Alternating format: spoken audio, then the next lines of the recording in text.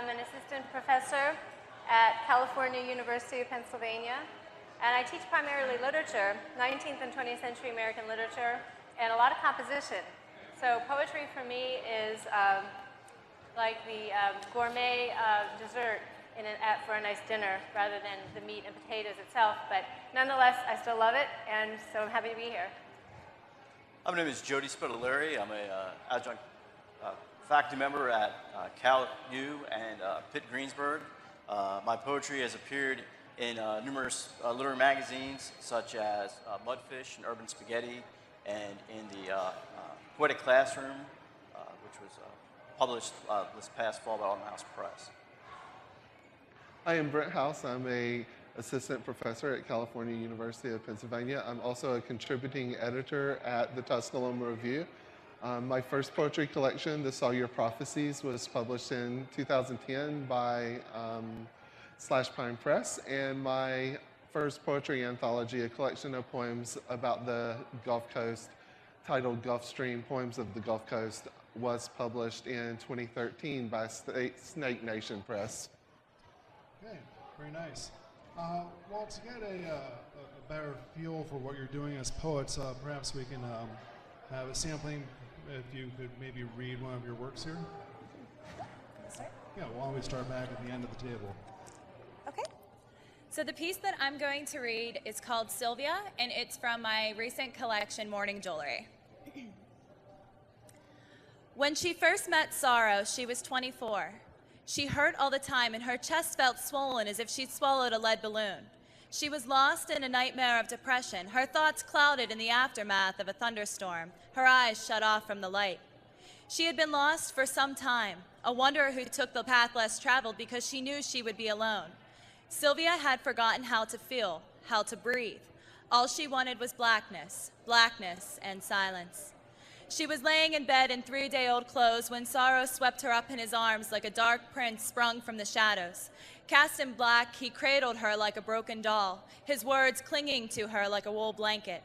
His brown eyes whispered assurances as he brushed her hair with his fingers and held her as she cried. He was warm and inviting, and she burrowed into his chest, taking refuge in his arms. It felt good being with him. It felt safe. Sorrow was unlike any man she had ever met. He didn't ask why, nor did he judge her for her weakness. He merely accepted the sadness and stood by her as she battled her demons. He was no more and no less than Sylvia needed. Sorrow just was. But then she met Pain. Pain broke into her house when Sorrow went away. He filled her head with poison and brainwashed her comfort into madness. His eyes beat anger into her weary blues, and when life seemed too much, he filled her thoughts with death. Sylvia hated him. She cursed when he lay with her and shrugged away at his touch. He was ice, and her voice made her cold. But Pain had something that Sorrow didn't. Pain had the ability to relate, and when they came together one night, there was no greater tragedy. Sylvia had found her partner in Pain, a soul that knew what it felt like to die but keep on living. She saw Sorrow during the day when the ache from her other half dug inside of her heart. She would curl up in his arms and sweat from the love that poured out of his flesh. He was humid, and the heat made her crave frost. She didn't want someone that was trying to save her. She wanted someone to drown with. Like Lazarus, she emerged from the darkness at night to meet her lover. Underneath the yew tree, they danced in the shadow of the moon, their bodies attached at the waist. Sylvia even smiled once, but always fell back into Sorrow's arms the next morning when the encroaching nothingness consumed her. She did it because it felt like hell. She did it because it made her feel real. Sylvia might have been in love with Sorrow, but she would always be with Pain. Thank you.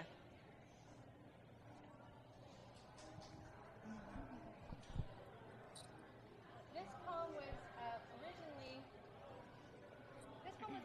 published in White Pelican Review in 2011, but it's gone through several. Is this working? So you want mine? Okay, yeah, maybe I'll hold it. Is that better? Can we hear? I think my husband knows better than anyone that sometimes I spend more time revising poems than writing them. So this one's been revised several times since its publication, but it's called Arles, A-R-L-E-S, after a town in southern France. I can still taste the echo, for his voice was porous and airy, Je ne sais plus sounded so bold, it left the scent of raspberries on my tongue. There were angels descended from Brunelleschi, sweeping down upon us in the plaza, a movement that reminded me of a dream where I was running, but not moving, from gargoyles that had come to life. They leapt off their architrave and flew tauntingly toward me, and I could not seem to scream, though I ran, tripping and plunging into an ancient moat. Now wide awake, I am still lunging between the gargoyles and the angels.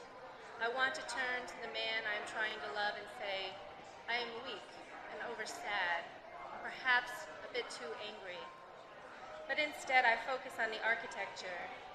Melancholy at least seems natural in this landscape where Van Gogh drew deep green trellis cypresses and where the clay really is blood red along the cliffs. I pass through the heavy oak doors and am dwarfed by the magnitude of the beams.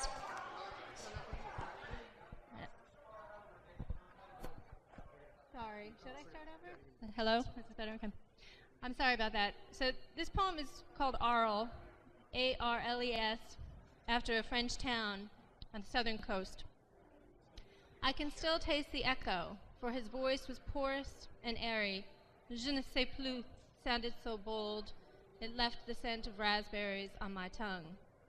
There were angels descended from Brunelleschi, swooping down upon us in the plaza, a movement that reminded me of a dream where I was running, but not moving, from gargoyles that had come to life. They leapt off their architrave and flew tauntingly toward me, and I could not seem to scream, though I ran, tripping and plunging into an ancient moat. Now, wide awake, I am still lunging between the gargoyles and the angels. I want to turn to the man I am trying to love and say, I am weak and oversad, and perhaps a bit too angry. But instead, I focus on the architecture. Melancholy at least seems natural in this landscape, where Van Gogh drew deep green trellis cypresses, and where the clay really is blood red along the cliffs. I pass through heavy oak doors and am dwarfed by the magnitude of the beams, by the height of flying buttresses. I feel assaulted by the crowded, carved allegories, and those gargoyles still scream and flap their hideous wings in my face. I end up saying nothing, and his voice is airy and clear. There is a haze in the room as thick as the Bordeaux we share. We toast to happiness and to the flight of angels overhead, because I don't like knowing how hostile real love can be.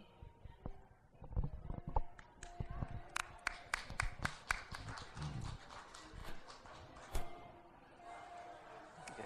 Well, this one's called A Life Lesson. It's actually unpublished. I just wrote it last month. I really like it, so I thought I'd share it. In what we experience, we have something to say, to create the world to our own liking, if not for a day, then a moment, a clear and fleeting moment, which reveals the truth in the brief, illuminated moment of clarity. Thank you. The poem is titled Augur of Fire Clay. It is the first poem in my collection, The Cellular Prophecies, and it speaks, I believe, to what a poet should be. I am frail, a jar filled with moonshine. May I rise like vapors from a winter morning pond. May I turn like soil under plow. May I rejoice in decay of seed and furrow. May I sense the world like a Catahoula cur. I will say when I enter, the land calls, the soil holds my name. Break the jar, blow horns, hold with the left hand the lamp, right the rifle. Thank you. So, as both an editor and an author of poetry, I know what it means for me, but I'm still always baffled and impressed when I come across living poets out there doing poetry today in the commercial environment, which really sort of necessitates works that are easily converted to television, film, cartoons, merchandise, what have you. So I'm wondering, what influenced you as authors to embark on a career that included poetry?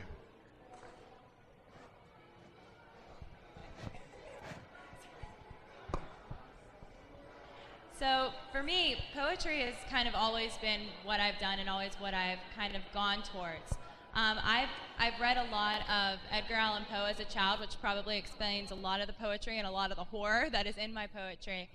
But I tend to like a lot of classics too. I really, my piece that I read was Sylvia. Sylvia Plath has been a huge inspiration for me over the years in both my poetry and in my prose. And I've been reading a lot of literary, a lot of classics. I've been reading a lot of the beat poets like William Burroughs, Allen Ginsberg, Jack Kerouac.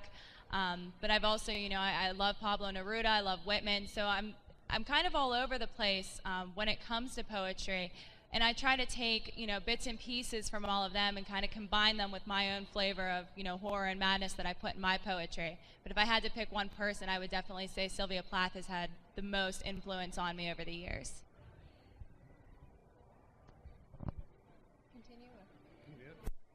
So if I'm not mistaken, your question has to do not only with influence, but also with how we accommodate our poetic sensibilities to the world around us, which is highly material? Okay, so that's an excellent question because really I don't think I do with it very well. And that's why I go slink into my little corner office and write my poetry alone. But I think one of the things that reminds me about the important impulses is, it's the language and what we do to manipulate language in a way that makes the average ear kind of perk up and listen. So it's language. I think today's trendy poetry tends to be a collection of intense emotions, which has its value as well. We think about Coleridge and Wordsworth and the preface to the lyrical ballads and their definition of poetry, which was recalling this intense feeling, in a moment of tranquility and doing something magnificent with it. So I think it's also a very personal endeavor, and the way that poetry lasts for me, and I know one of my colleagues is going to disagree perhaps a little with me, but I think about Robert Frost, the inner and outer weather. I think about Billy Collins 100 years later, kind of encapsulating a lot of Robert Frost's vision of taking the natural world and turning it into the internal kind of frame, and then turning it back out again for the public. So that to me is a great metaphor, the inner and outer weather.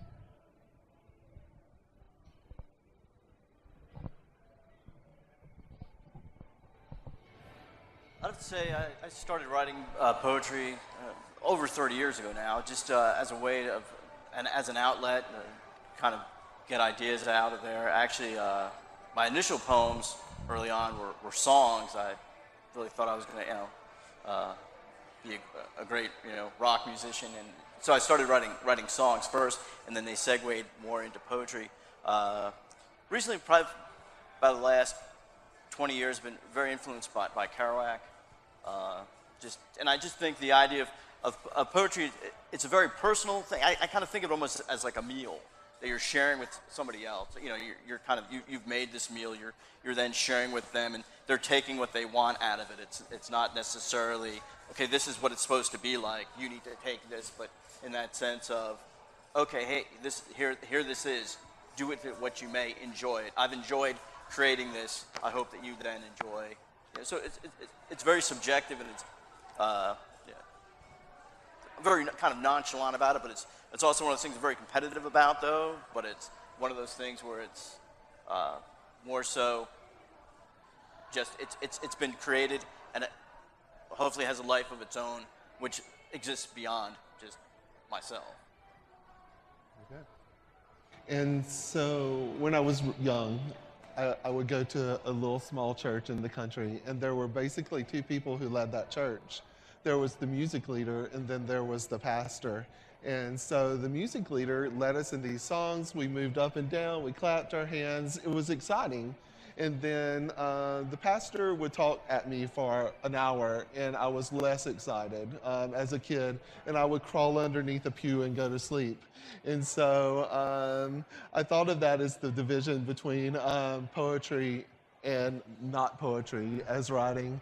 Okay. And the pastor was paid, and he was someone who was an employee, but the song leader wasn't paid, and so he just got to do what he did for fun. And so to me, that song leader was the cool guy who had the guitar and got to make everyone move and clap their hands. And so that to me became what poetry was. The cool guy who doesn't get paid, but he still makes people move with the sound and with the words. And he leads an experience in which you are an active participant in a spiritual moment, whereas the pastor was trying to lead us in a different direction. And so I wanted to be the song leader. I wanted to be the person who had the music, who had the sound behind him. And it was worth not getting paid. It was worth not being the pastor to have that position that I thought was way more fun. Okay. Well, that's interesting. I personally, before I took over editing the Dream People Literary Journal back in 2001, I didn't really realize that there was so much contemporary literature still pertaining to poetry out there. I sort of would think about it in terms of the past, and clearly we have a great poetry tradition behind us, but where do you see contemporary poetry going? Do you think it's growing? And are there any trends that you could define for us? I'm feeling really positive about the direction that poetry is going in today's contemporary culture. And I feel that, from my perspective, I really, as both an editor and as both a poet, I feel like poetry is kind of, I know how Edgar Allan Poe used to say he wanted to write stories that you could read in one setting. And that way you could sit down and you can really digest the piece. And I kind of feel like that's the tradition that poetry is moving into. It's becoming more popular because it's something that people can sit down with and they can read a couple pieces in one sitting. They can start their day reading a poem and their night reading a poem. And it's a way to kind of get that fix of literature, of horror, of genre, of literary, whatever your poison is when it comes to reading. And be able to satisfy that. So I think we're going to see a steady increase in poetry, whether, like I said, depending on the genre, but I think it's definitely moving into its popularity as the years go on. So I guess I'm a little more ambivalent, but I'll start by saying that whenever one puts words to paper and shares that writing, it's a positive thing. It's a fantastic way to begin a conversation about what's important in our worlds. I think we're looking at a lot of subjectivity in our current poetic culture, and we're looking at a lot of what I would actually frankly call, I can say this because poetry is not my first domain, right, but emotional slop. So that's, I apologize if that's offensive to anyone, but I think you take say the New Yorker, and you look at the poems that are published there from traditional poets who've been along or who posthumously have been published. You see a real range. You get the diversity, you get the multicultural, you get the female voice, you get the kind of pop trendy, interesting allusions, but you also have some of the old traditional forms and conventions. So I think there's a saving grace. You look at poetry now that's been funded so heavily and that pays their poets to publish in their magazine. So those are all wonderful, I think, innovative, fantastic signs that poetry will never die. I'm not a fan of a lot of the poetry I see out there, but that's also the prerogative of every reader, to have a select palette, so to speak. So.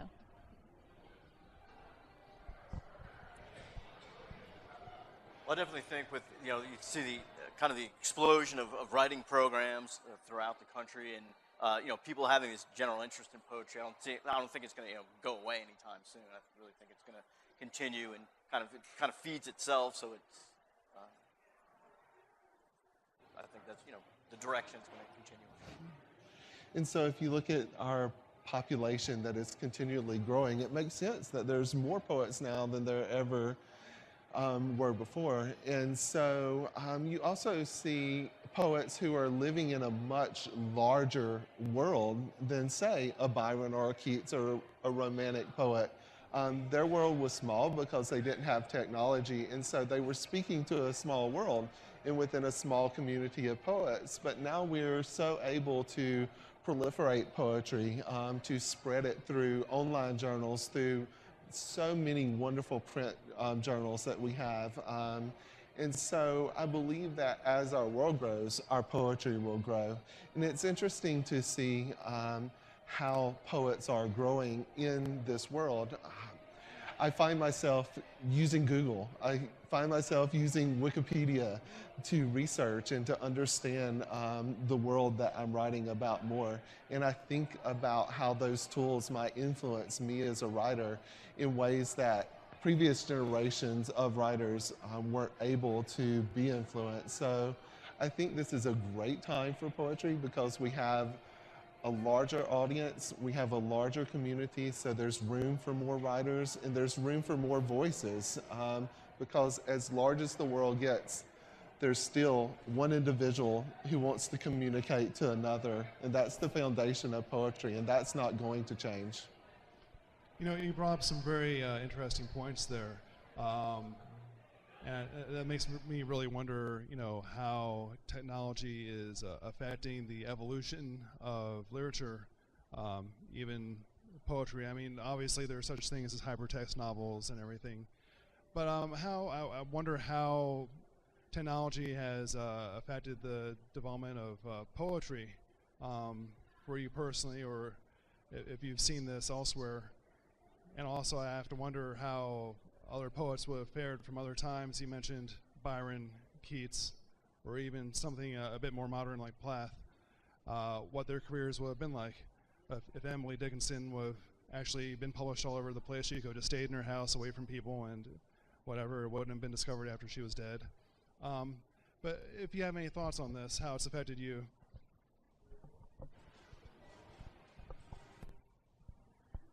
I know from my experience, I started out as an undergraduate at Seton Hill. I had created my blog, which is called The Madhouse, and I had been putting a lot of poetry on my blog, and that was really a great experience for me because it let me start building a readership before I had even tried to get anything published. So I was able to use my blog and kind of use that as an outlet for an audience that I didn't even think that I had yet.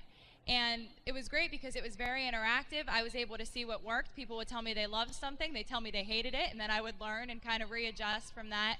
And it was almost like an open critique. And I did that for probably about a solid 2 years before I really started to take poetry serious and start moving out and, you know, trying to get published in, you know, in traditional publishing and even online and, you know, reaching out into different markets. But I would say having that opportunity to actually, you know, go online and be able to just post it freely has done nothing but benefit me, especially as a writer, because like I said, the critiques, and I mean the instant critiques that you get from people, it was great. It really helped shape me as a writer and as a poet. So I'm thankful that, you know, I had that kind of an era to sweep me up when I was starting to write. I think Stephanie is absolutely right about all her points, and I don't really have much to add. And for me personally, if that's what you're asking for, technology hasn't really changed. It has not transformed the landscape of the way I write. It's transformed the landscape of how we access poems. And so for me, I still kind of cower away in my little closet space and write, but it's still the same thing for me. I think it gives a lot more opportunity, but also gives more availability. You might not have, you know, come across a small literary magazine if it was just only on, you know, in print form. So, you know, just that accessibility of things. And as a writer, it forces me to look outside of myself more often. Yesterday, I was working on a poem about seeing wood rotting in the forest, and all of a sudden I found myself on Wikipedia researching how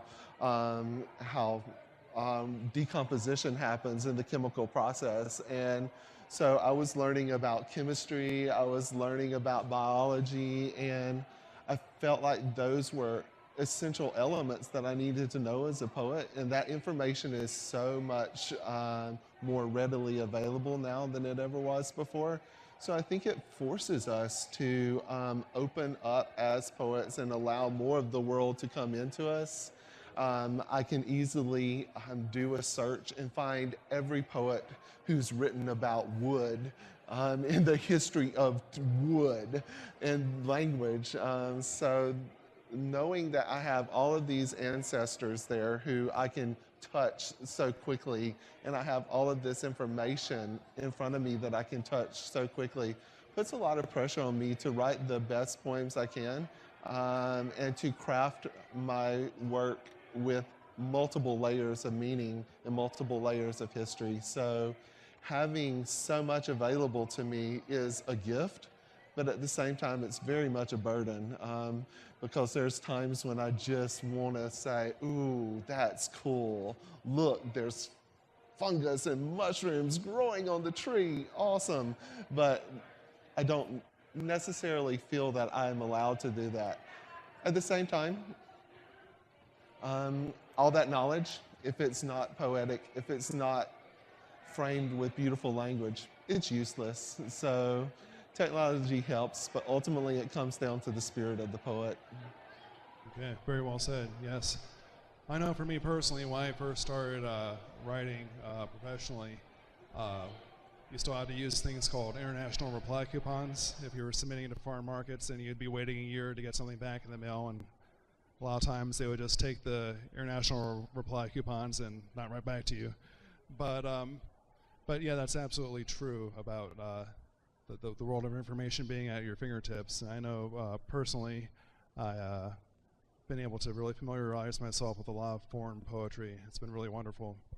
So that brings me to what you're currently working on, your current and future projects, if you have anything in the works or being published soon.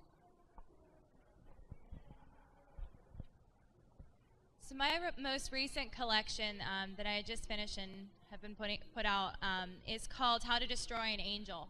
And I had worked on my thesis at Seton Hill University and been playing with themes of religious horror. And I wanted to kind of bring that and kind of segue that into my poetry a little bit and kind of keep tackling that. So I was working on a piece that was all about questioning what an angel is. Is it a fantastical being? Is it a mystical being? Is it a person? Is it a human? Is it somebody that, just goes above and beyond what they're supposed to do in life? And then I questioned if an angel is necessarily someone or something that's associated with heaven. And I played with a lot of themes with that, and it's a little bit different than the two collections that I have up here. It's more literary. It's written probably a little bit more in a free verse style, but it was a lot of fun to work on, and I'm really excited about it. Because I got to play with something that I had been working on really diligently at Seton Hill and kind of bring that into, my favorite medium of poetry. So I'm really looking forward to when that gets out into the world. It'll be a good accomplishment for me. In the interest of time, I'm just going to defer to my colleagues. I know we're running out of time. Right now I'm shopping around my manuscript of poetry, Saturday Lunchbox, looking for a publisher. Also just, I have a few poems that I've submitted to Pennsylvania English, waiting to hear back from them, and just try to continue writing. Usually this springtime is when I really enjoy writing. I like to write haikus, and I'm always kind of influenced by the nice weather, so I'll probably do a few of those.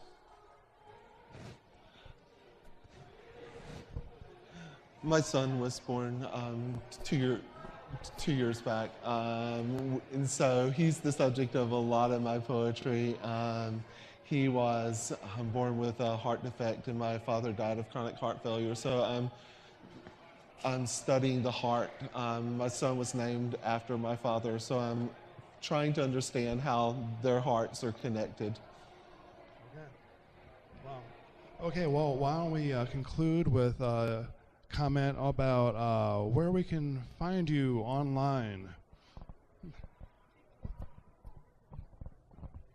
So you can find me online. My books are on Amazon, and they're on the Raw Dog Screaming Press site, the homepage. You can also find me on Twitter at Just After Sunset, and my blog, The Madhouse, which is still up and running and very active. is stephaniewytovich.blogspot.com. And I love hearing from my readers, so I'd love to hear from you guys if you want to check it out. So I'm on LinkedIn and Facebook, and most importantly, you should check out the California University of Pennsylvania website, and tell all your friends to look into events there and perhaps enrolling. I can be found on the CalU website as well. I'm the publisher of my first collection. Slash Pine Press published limited edition print books. These are out of stock, but they are continuing to accept submissions for new collections, and so they should definitely be checked out at Slash Pine Press. My new poetry anthology is available through snakenationpress.com. Well, I'd like to sincerely thank our panelists today, and I'd like to thank you for joining us for today's Poets here at the Pennsylvania Literary Festival.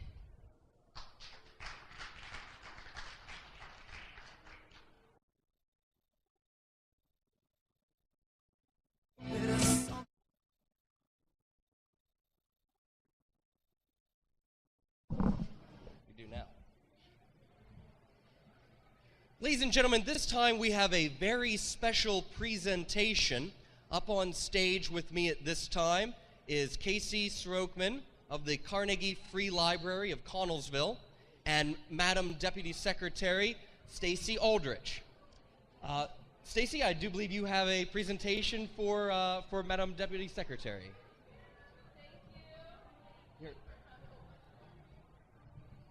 We wanted to formally thank Stacy for coming today and being our honorary chairperson. As the director of the Carnegie Free Library in Connellsville, we are overjoyed to have Stacy as our new state librarian. She's been on board for 1.5 years, and she's been doing wonderful things for the state of Pennsylvania libraries. So thank you, Stacy, once again.